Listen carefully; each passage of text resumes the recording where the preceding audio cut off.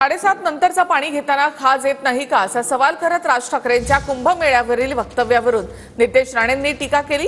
हिंदू धर्माला वाकड्या नजरेने पाहण्याचा एक कलमी कार्यक्रम सुरू असल्याचं नितेश राणे म्हणाले। तर कोण पिणार गंगेचं पाणी, श्रद्धेलाही अर्थ आहे की नाही असा सवाल राज ठाकरेंनी केला होता।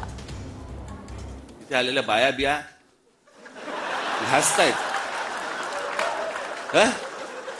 आणि बाळा धनगावकर साहेब गंगेचं पाणी कोण पिईल ते पाणी? ह्यानं तिथे काहीतरी केलं ते मी इथे पितोय।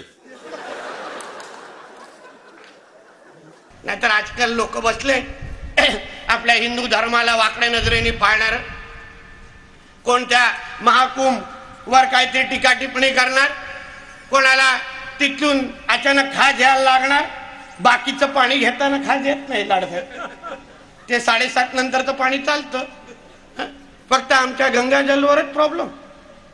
मी जाऊन आलेलो माझ्या आई बरोबर, त्या दिवसापासून ते आत्तापर्यंत मला काही त्रास झाला नाही, मला काय विषय झाला। एवढा मोठा करोड लोक ते आमच्या महाकुंभला गेले, गंगा स्नान केले, पण फक्त आमच्या हिंदू धर्माची बदनामी करायची, हिंदू धर्माला वाकड्या नजरेने पाहायचं, हा एक कलमी कार्यक्रम।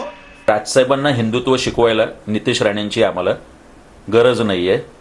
भोंग्यांच्या वेळी सन्माननीय राजसाहेब ठाकरे यांनी आंदोलन केलं, आमच्यावर केसेस आहे आमच्यावरती। ज्यावेळी त्या आझाद मैदानला जो नंगानाच झाला होता, आमच्या पोलीस भगिनींवरती हात टाकण्यात आला होता, त्यावेळी तुमच्या भारतीय जनता पक्षाने मोर्चा नाही काढला, सन्माननीय राजसाहेबांनी मोर्चा काढला होता।